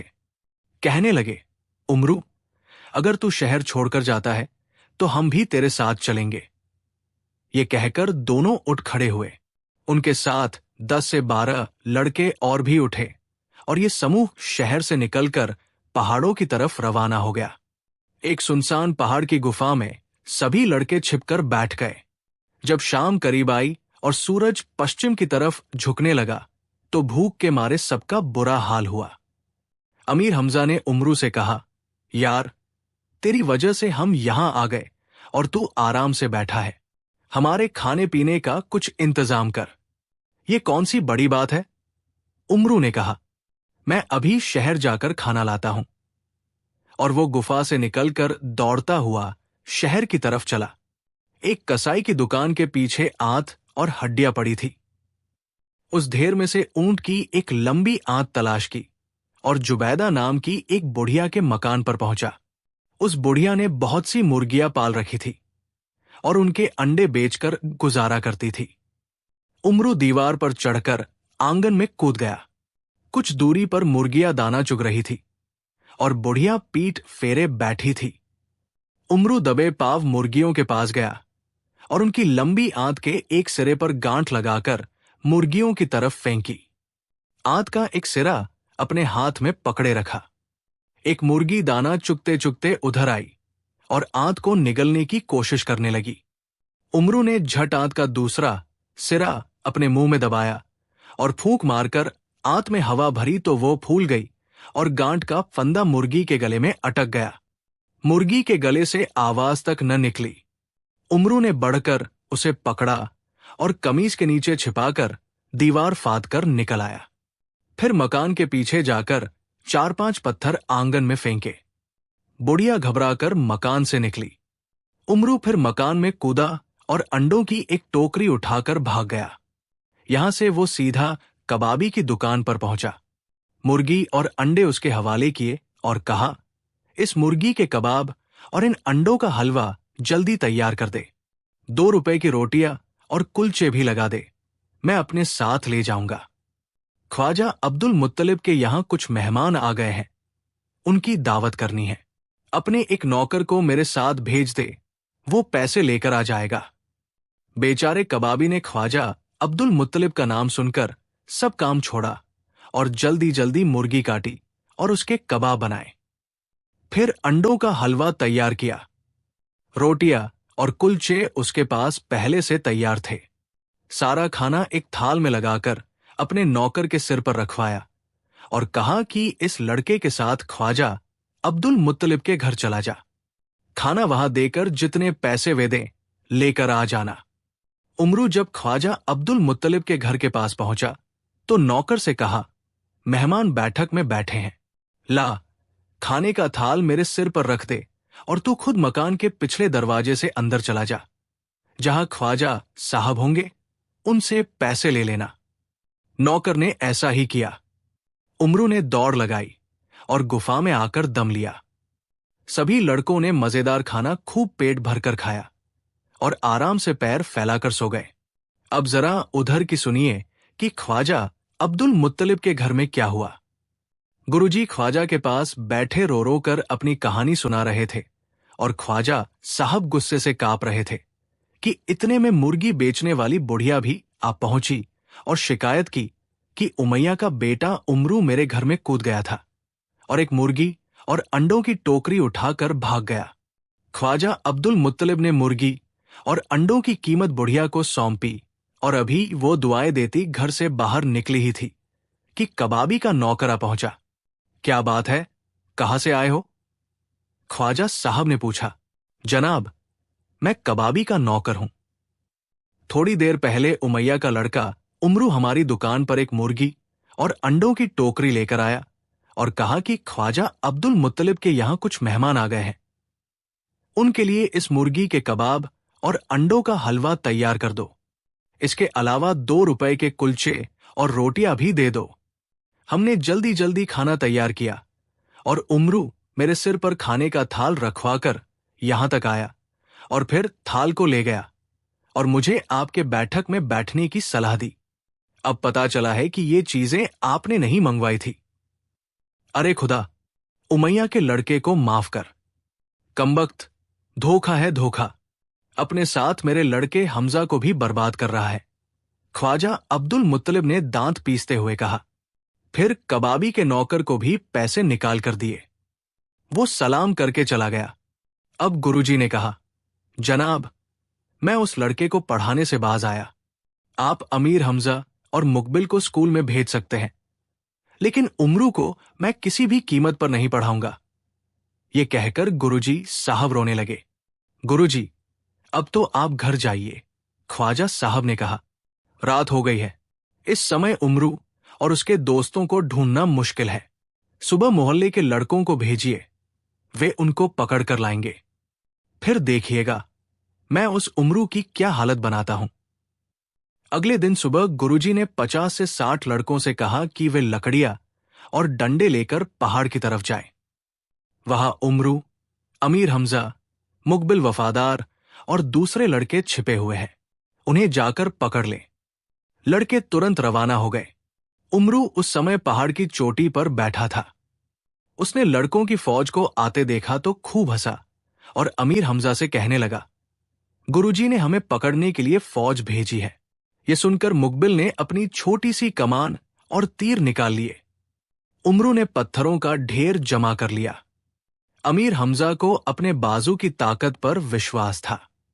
वो जानते थे कि कोई लड़का उनसे कुश्ती में नहीं जीत सकता। जो भी इधर आएगा उसे उठाकर जमीन पर पटक देंगे।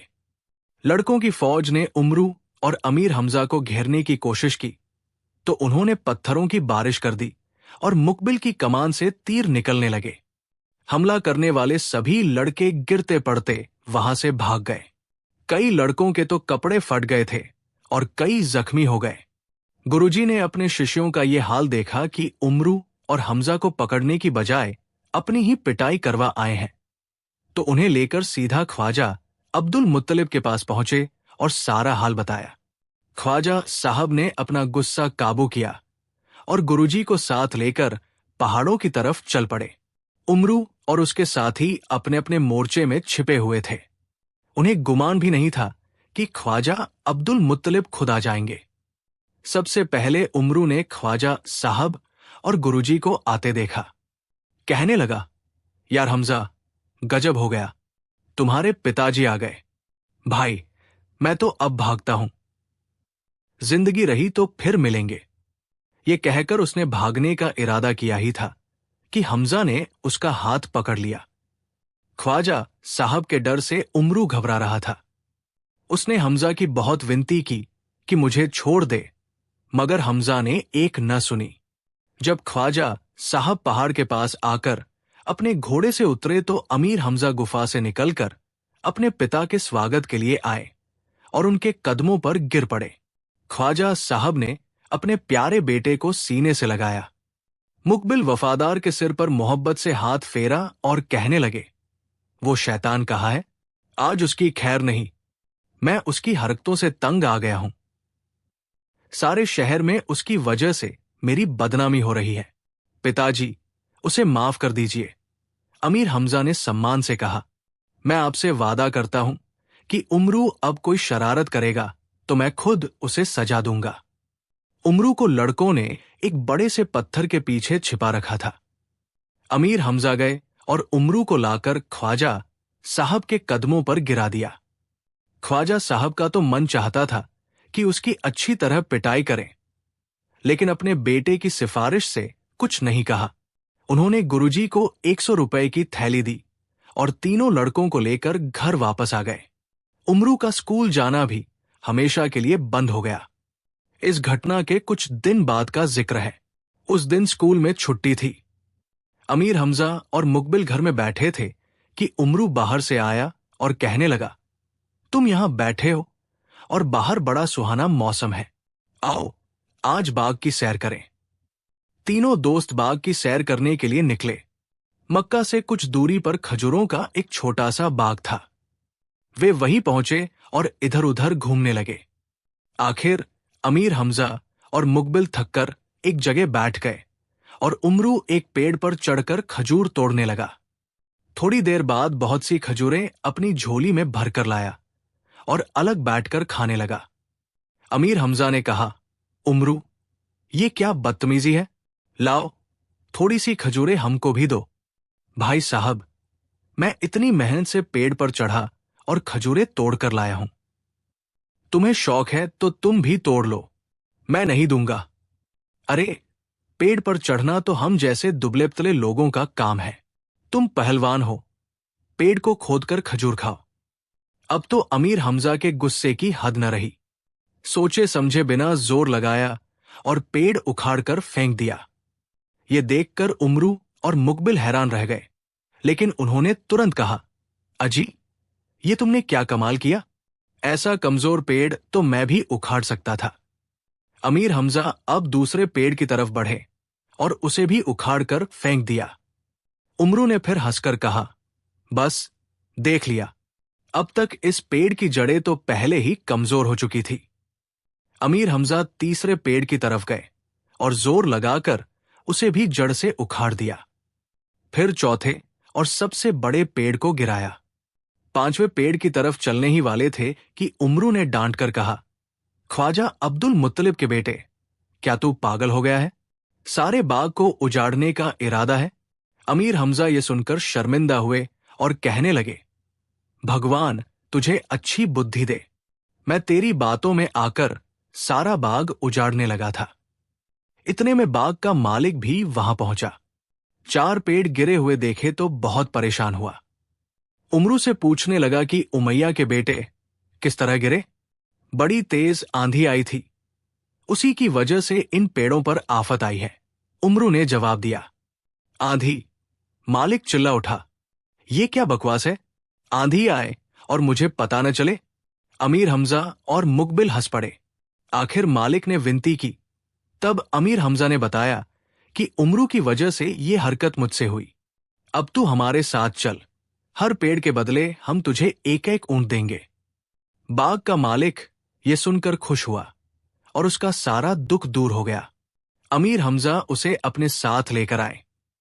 गुलाम को हुक्म दिया कि हमारे वजन के 1000 मजबूत ऊंटों में से 4 ऊंट इस शख्स को दे दें। गुलाम ने उसी समय हुक्म का पालन किया। अमीर हमजा और मुकबिल तो घर चले गए, लेकिन उमरू उस शख्स के पीछे पीछे चला। उसके तन बदन में आग लग गई थी कि खजूरों के 4 पेड़ों के बदले में इतने कीमती 4 ऊंट ये ले गया है। थोड़ी दूर जाकर उसे रोककर कहने लगा, अरे भाई, तू बड़ा खराब आदमी है। तूने हमजा की विनती करके ये ऊंट हथिया लिए। अभी जाकर ख्वाजा साहब से तेरी शिकायत करता हूं। ये सुनकर वो बेचारा बहुत घबराया। गिड़गिड़ाकर कहने लगा, हमजा ने भी मेरे बाग के 4 पेड़ उखाड़ डाले हैं। वो तो ठीक है, लेकिन ये कहा कि ईमानदारी है कि 4 पेड़ों के बदले में तू कई हजार रुपए के ऊंट ले जाए। उमरू ने कहा, फिर तुम ही कुछ बताओ, इनमें से एक ऊंट मुझे दे दो। उमरू मुस्कुराकर कहने लगा। बाग का मालिक डरता था कि अगर उमरू ने ख्वाजा अब्दुल मुत्तलिब से शिकायत कर दी तो शायद वे सभी ऊंट छीन ले। उसने कुछ कहे बिना एक ऊंट उमरू को सौंप दिया। अब उमरू सीधा मंडी में पहुंचा, 1000 रुपए में ऊंट बेचा और हंसता खेलता घर आ गया। अमीर हमजा ने 1000 रुपए की थैली उमरू के पास देखी तो कहने लगे, सच सच बता, ये रकम कहां से आई? याद रख, अब मैं तुझे पिताजी के हाथों से नहीं बचा सकता। भाई साहब, ये मेरी मेहनत की कमाई है, उमरू ने जवाब दिया और फिर मजे लेकर सारी कहानी हमजा और मुकबिल को सुनाई। वे खूब हंसे और कहा, भगवान बचाए, कमबख्त, किसी पर तो तरस खाया कर। उस गरीब शख्स से एक ऊंट छीनते हुए तुझे जरा भी शर्म नहीं आई? वो ऐसा कौन सा शरीफ था? उमरू ने कहा, वो तुमको बेवकूफ समझकर 4 ऊंट हथियाना चाहता था। समय बीतता रहा। अमीर हमजा, मुकबिल वफादार और उमरू ने बचपन की सीमाएं पार करके जवानी की मंजिल में कदम रखा। उनकी आपस में मोहब्बत दिन ब दिन बढ़ती गई। उमरू की शैतानियां और चालाकियां खत्म होने में नहीं आती थी। अब उसमें एक खास बात यह पैदा हो गई थी कि वो हर वक्त किसी न किसी तरह दौलत हासिल करने के लिए बेचैन रहता था। इस मामले में वो दोस्त, दुश्मन और छोटे बड़े का भी ख्याल नहीं करता था। एक दिन जब तीनों दोस्त अपने घर की छत पर बैठे बाजार की चहल पहल देख रहे थे, तभी एक जुलूस आया और शहर से बाहर जाने वाले रास्ते पर चल पड़ा। अमीर हमजा ने उमरू से कहा, जरा पता तो करो कि ये लोग शहर से बाहर किस लिए जा रहे हैं। अभी पता करके आता हूं, उमरू ने कहा और बाहर निकलकर जुलूस के साथ हो लिया। फिर आधे घंटे बाद वापस आकर अमीर हमजा से कहने लगा, हम यहां बैठे हैं और शहर के बाहर जबरदस्त मेला लगा हुआ है। सैकड़ों दुकानें लगी हैं, बड़ी चहल पहल है। एक व्यापारी घोड़े लेकर आया है। भगवान बेहतर जानता है, ऐसे खूबसूरत और ताकतवर घोड़े मैंने कभी नहीं देखे। उमरू ने घोड़ों की ऐसी तारीफ की कि अमीर हमजा मेले में जाने के लिए बेचैन हो गए। उन्हें बचपन से ही घुड़सवारी का शौक था और जवान होकर तो वे बड़े माहिर घुड़सवार बन गए थे। सारे अरब में उनके जैसा घुड़सवार कोई और न था। उन्होंने उसी वक्त उमरू और मुकबिल को साथ लिया और मेले में पहुंच गए। तीनों दोस्त सबसे पहले उस व्यापारी के डेरे की तरफ गए जो घोड़े लाया था। उसके घोड़े एक बड़े बाड़े में खड़े थे।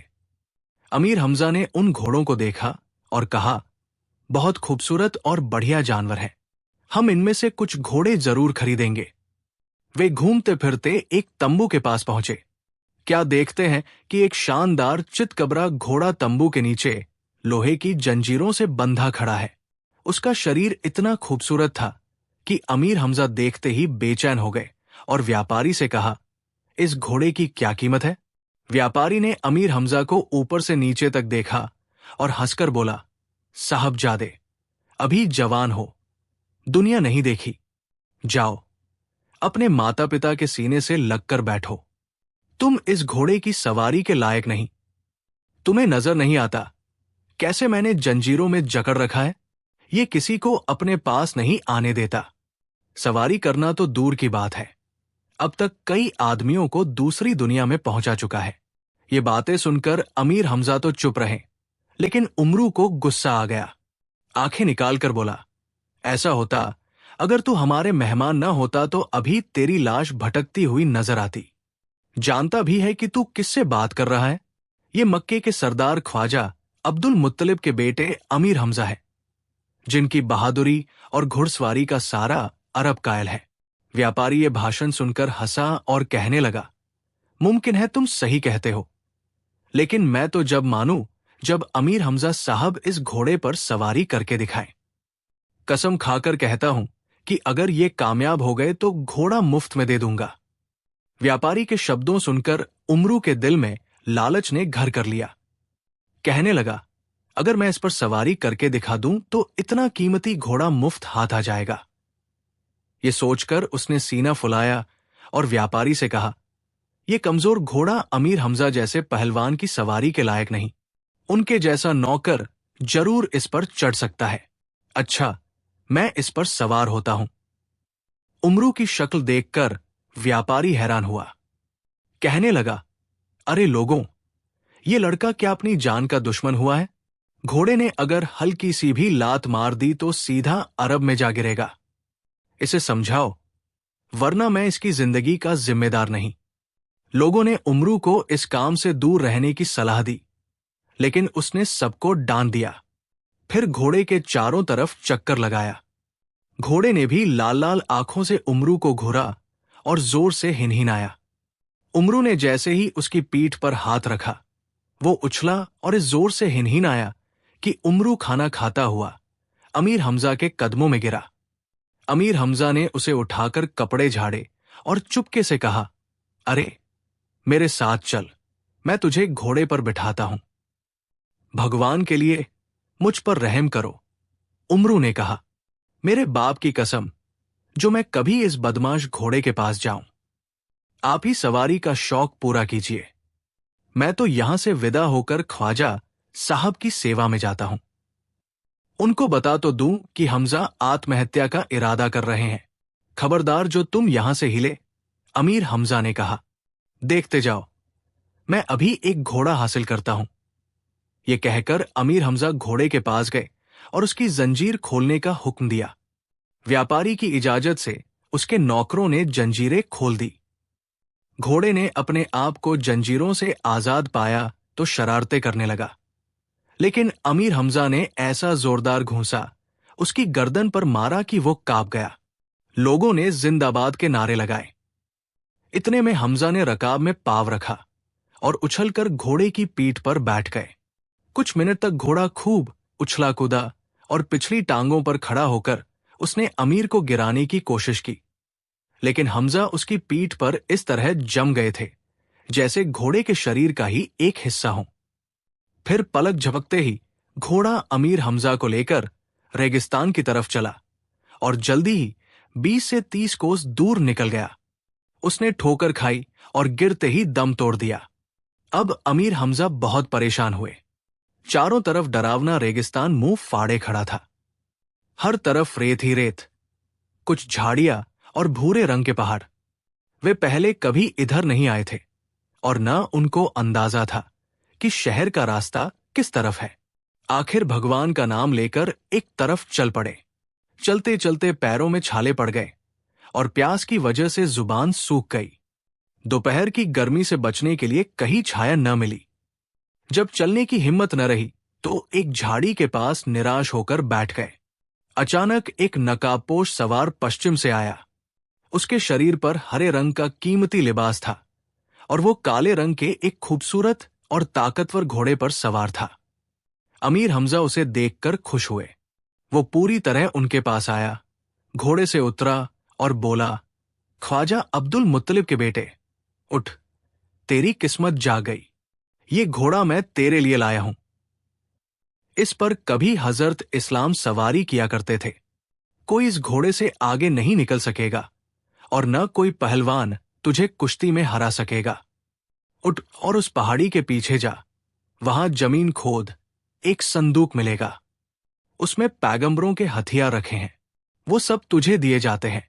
अमीर हमजा ने पहाड़ी के पीछे एक जगह रेत खोदी तो लोहे का एक बहुत पुराना और भारी संदूक नजर आया। संदूक खोला तो उसमें बहुत सी चीजें रखी हुई थी। नकाबपोश बुजुर्ग ने एक एक करके सभी चीजें बाहर निकाली। ये हजरत इस्माइल इस्लाम का कुर्ता है, इसे पहन लो। ये हजरत दाऊद इस्लाम के हाथ की बनी हुई जरह है, इसे गले में डाल लो। दुश्मन का कोई हथियार तुम्हें नुकसान नहीं पहुंचा सकेगा।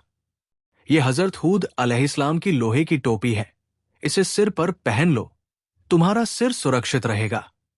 ये यूसुफ अलैहिस्सलाम के दस्ताने हैं। ये ईसा इस्लाम की मोजे और ये याकूब अलैहिस्सलाम का कमरबंद है। ये इलियास इस्लाम की 2 तलवारें, रुस्तम पहलवान का खंजर, जेल पहलवान का तीर और सोहर पहलवान का पंजा है। आखिर में उन बुजुर्ग ने हजरत नूह अलैहिस्सलाम का भाला निकालकर अमीर को दिया और अपने हाथ से सभी हथियार उनके शरीर पर लगाए। फिर से काले घोड़े पर सवार किया और कहा, इस घोड़े का नाम की ताज है। ये बड़ा वफादार और बहादुर है। अच्छा, अब मैं विदा होता हूं। ए हजरत, अपना नाम तो बताते जाइए। अमीर हमजा ने कांपती आवाज में कहा, मेरा नाम खिजर है। ये कहकर वो बुजुर्ग गायब हो गए कि ताज घोड़े पर सवार होते ही अमीर हमजा की सारी थकान और भूख प्यास दूर हो चुकी थी। घोड़ा अपने सवार को लेकर खुद ब खुद उस रास्ते पर चल पड़ा जो मक्के को जाता था। जब व्यापारी का घोड़ा अमीर हमजा को लेकर रेगिस्तान की तरफ भागा और वे देर तक वापस नहीं आए तो उमरू बहुत बेचैन हुआ। मुकबिल से कहा कि मैं हमजा की तलाश में जाता हूं। ये कहकर अंधाधुंध रेगिस्तान की तरफ दौड़ना शुरू किया। वो मीलों दूर निकल गया और अब उसकी भी वही हालत हुई जो अमीर हमजा की हुई थी। पैरों में बड़े बड़े छाले पड़ गए और प्यास से गला सूखने लगा। आखिर बेहोश होकर गिर पड़ा। बहुत देर बाद होश आया तो देखा कि हरे रंग का लिबास पहने हुए एक नकाबपोश उनके पास खड़ा है। उमरू ने पूछा, आप कौन हैं? मेरा नाम खिजर है और तुम्हें इस मुसीबत से निकालने आया हूं। खिजर ने कहा, उठ उमरू, भगवान ने तुझ पर दया की है। तेरा नाम हमेशा जिंदा रहेगा और तुझसे बड़े बड़े चालाक और धूर्त लोग खौफ खाएंगे। उठ और यहां से निकल जा। दौड़ने में कोई तुझसे आगे नहीं निकल सकेगा। ये कहकर वो बुजुर्ग, जिनका नाम खिजर था, गायब हो गए। उमरू खुशी खुशी उठा और एक तरफ दौड़ने लगा। उसे यूं महसूस हो रहा था जैसे उसके शरीर में बिजली भर दी गई हो। दौड़ते दौड़ते जल्दी ही सैकड़ों कोस दूर निकल गया और कोई थकान न हुई। भूख प्यास भी मिट चुकी थी। एक जगह क्या देखता है कि अमीर हमजा काले घोड़े पर बैठे और तरह तरह के हथियार शरीर पर सजाए चले जाते हैं। उमरू उन्हें सही सलामत देखकर बहुत खुश हुआ। कहने लगा, हमजा, उस व्यापारी का घोड़ा कहाँ है, और ये घोड़ा और ये हथियार किसके उड़ा लाए हो? अमीर हमजा ने हंसकर सारा किस्सा सुनाया और आखिर में कहा, ये घोड़ा जिस पर मैं सवार हूं हजरत इस्लाम का है। मुझे तो जब यकीन हो कि ये घोड़ा दौड़ में मुझसे आगे निकल जाए। उमरू ने कहा, अच्छा ये बात है तो आओ दौड़ लगा लो। अमीर हमजा ने हाँ कहा। घोड़े को दौड़ाया। उमरू भी घोड़े के साथ साथ दौड़ने लगा। न घोड़ा आगे निकल सका और न उमरू। उमरू की ये रफ्तार देखकर हमजा हैरान हुए। कहने लगे, अरे उमैया के बेटे, तूने ये हुनर किससे पाया? उसी से जिसने तुम्हें ये घोड़ा और पैगंबरों के हथियार दिए, उमरू ने जवाब दिया। वे बातें करते हुए मक्के के पास पहुंच गए। क्या देखते हैं कि शहर के सभी मर्द और औरतें एक जगह जमा है। ख्वाजा अब्दुल मुत्तलिब भी हैरान परेशान खड़े रो रहे हैं। हमजा और उमरू को देखते ही सब लोगों को खुशी से नारे लगाने लगे और ख्वाजा साहब ने आगे बढ़कर बारी बारी हमजा और उमरू को गले से लगाया।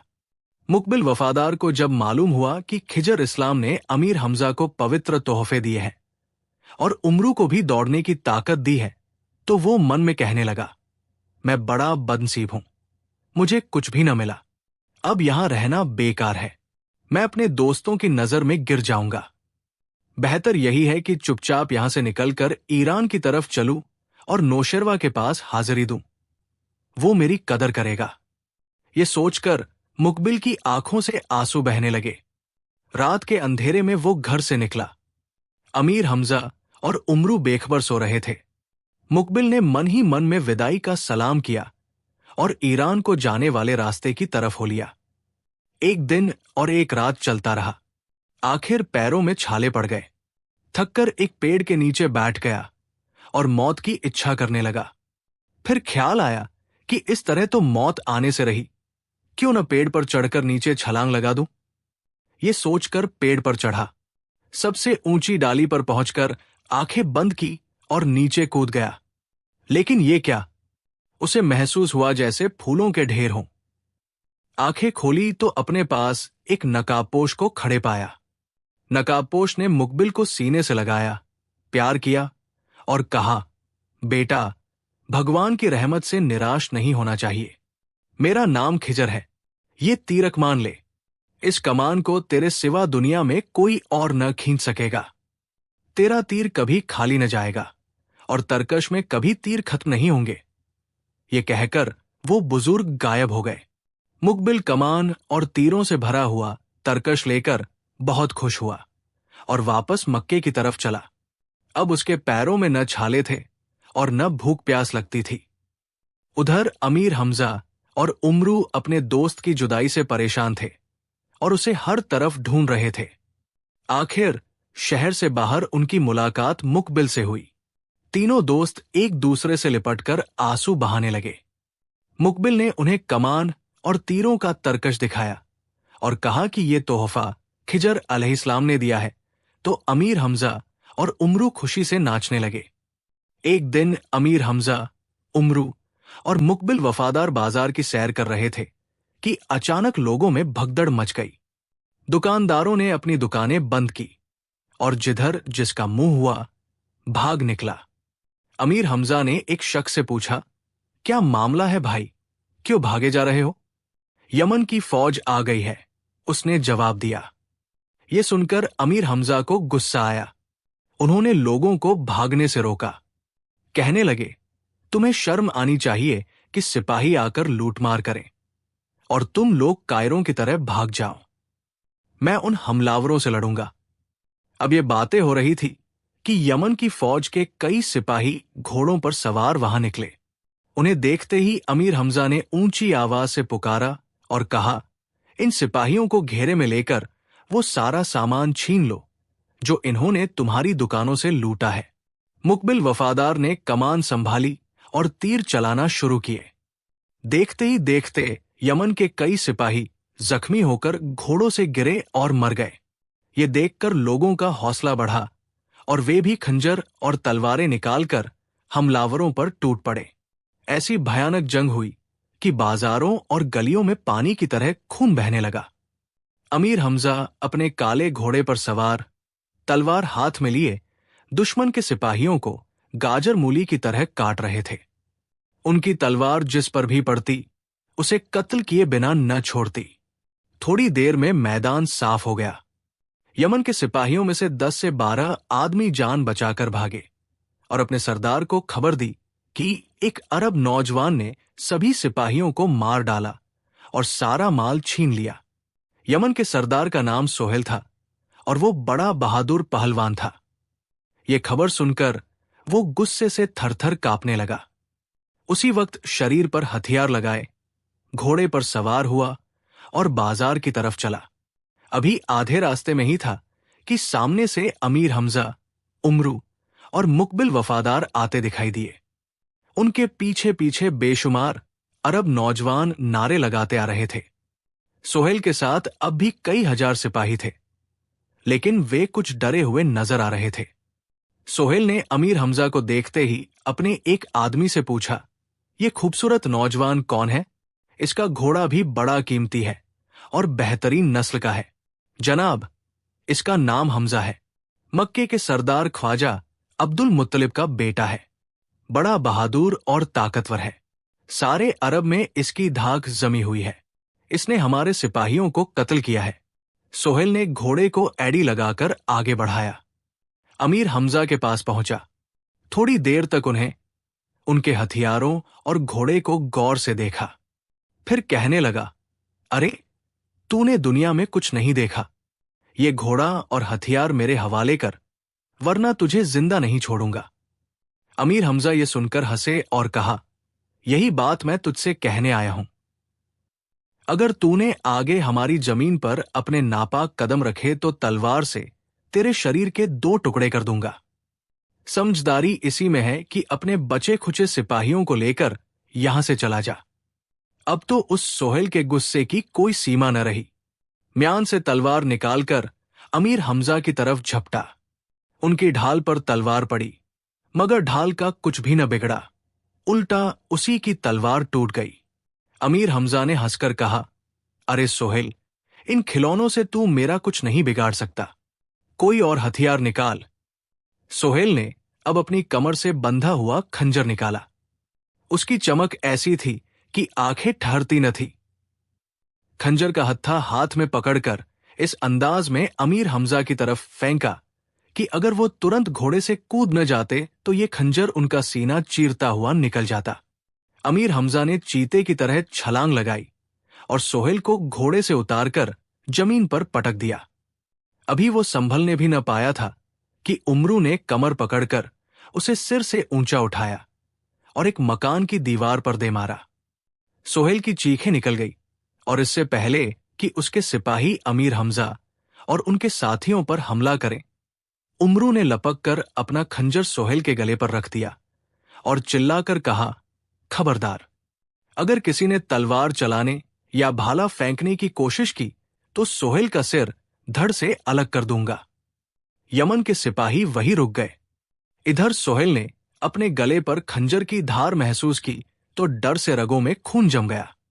दया भरी नजरों से उमरू को देखा और कहने लगा, खंजर मेरे गले से हटा लो। मैं वादा करता हूं कि आगे यहां आना होगा, और ये भी वादा कर कि अमीर हमजा को हमेशा अपना सरदार मानेगा। उमरू ने कहा, आज से मैं और मेरे सभी सिपाही अमीर हमजा के नौकर और वफादार हैं। मैं वादा करता हूं, सोहेल ने कहा। उमरू ने खंजर उसके गले से हटाया तो सोहेल उठ खड़ा हुआ, लेकिन शर्म के मारे अमीर हमजा से नजर नहीं मिलाता था। यह देखकर अमीर हमजा घोड़े से उतरे, सोहेल को गले से लगाया और कहा, आज से तू मेरा भाई है और तेरे सभी सिपाही मेरे मेहमान हैं। इसके बाद सब लोग खुशी खुशी शहर में आए और हर तरफ अमन चैन हो गया। अमीर हमजा ने सोहेल की खूब मेहमानवाजी की। कई दिन इसी तरह बीत गए। आखिर एक दिन सोहेल ने बड़े अदब से कहा, मैं अभी यमन जाते हुए डरता हूं। बादशाह मुझसे पूछेगा कि अरब से कितना माल लूट कर लाए हो, तो क्या जवाब दूंगा? आपसे दोस्ती के जुर्म में वो मुझे तुरंत कत्ल कर देगा। तुम फिक्र न करो, हम तुम्हारे साथ चलेंगे। अमीर हमजा ने कहा, अगर बादशाह ने जंग की तो उसको मजा चखा देंगे। सोहेल ने खुश होकर अमीर हमजा के पांवों को चूमा और वापसी की तैयारी करने लगा।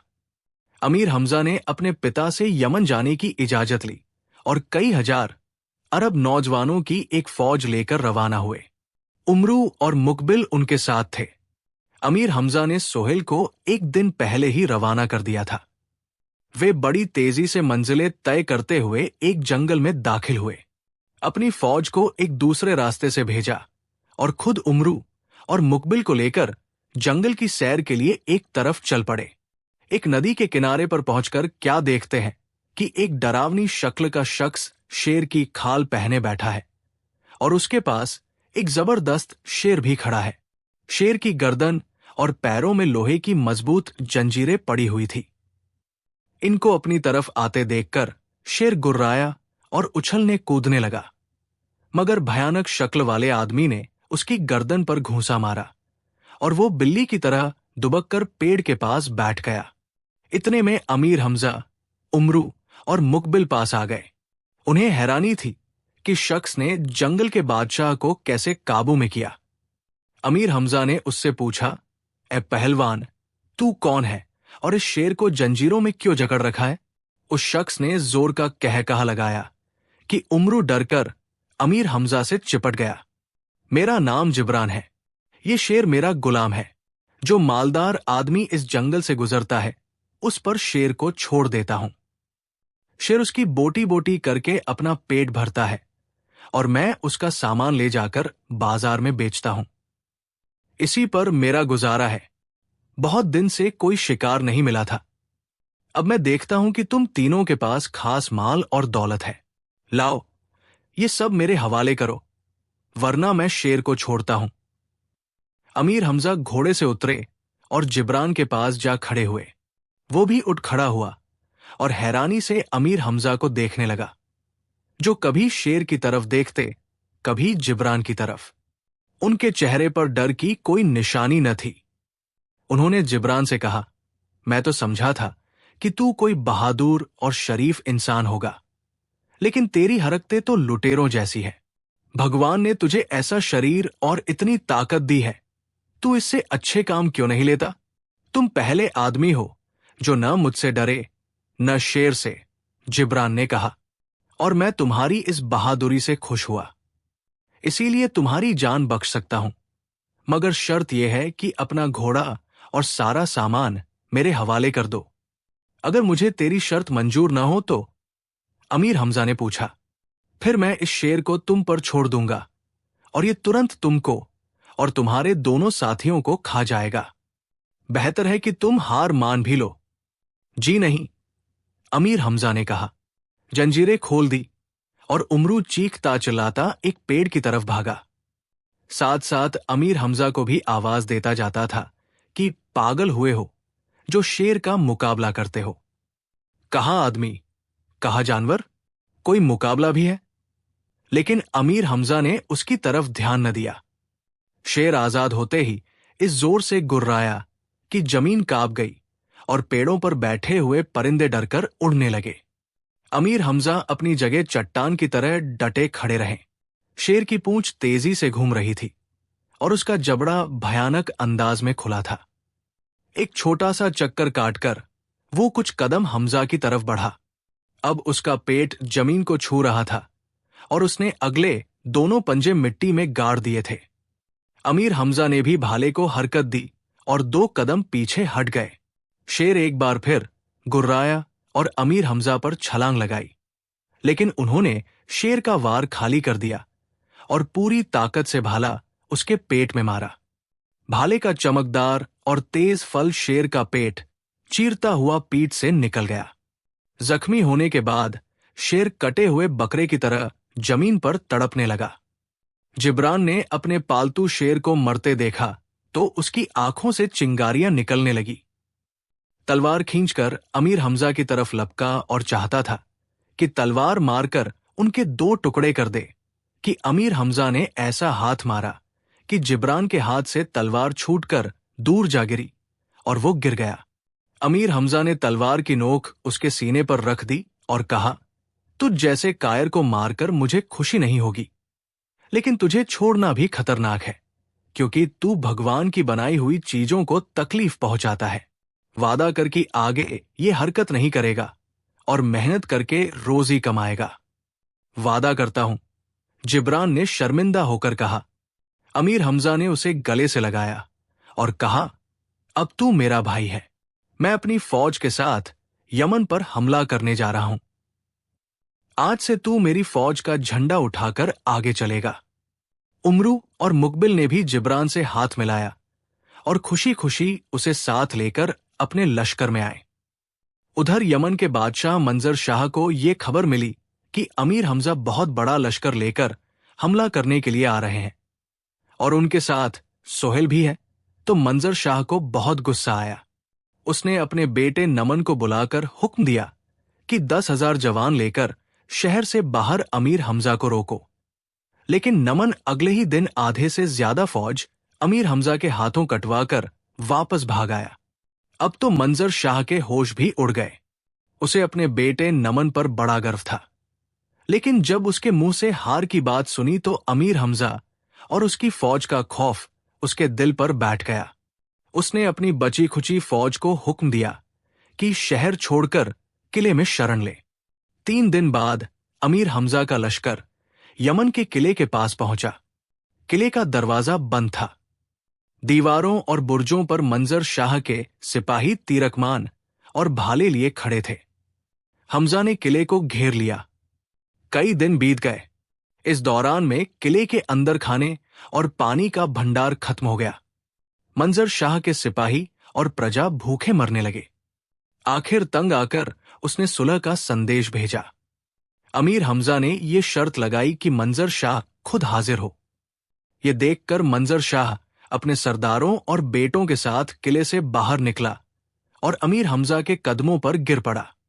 उन्होंने उसकी इज्जत की, अपने पास ले गए और कहा, अगर तुम आगे जंग न करने का वादा करो तो यमन का किला और शहर तुम्हारे ही पास रहने दिया जाएगा। मंजर शाह और उसका बेटा अमीर हमजा के अच्छे व्यवहार और बढ़िया स्वभाव से बहुत खुश हुए और उन्होंने एक साथ होकर कहा, हम आपके गुलाम हैं, जहां आप जाएंगे हम भी जाएंगे। उनकी जिद से मजबूर होकर अमीर हमजा ने मंजर शाह और नमन को भी लश्कर में शामिल किया और वापस मक्के की तरफ रवाना हुए।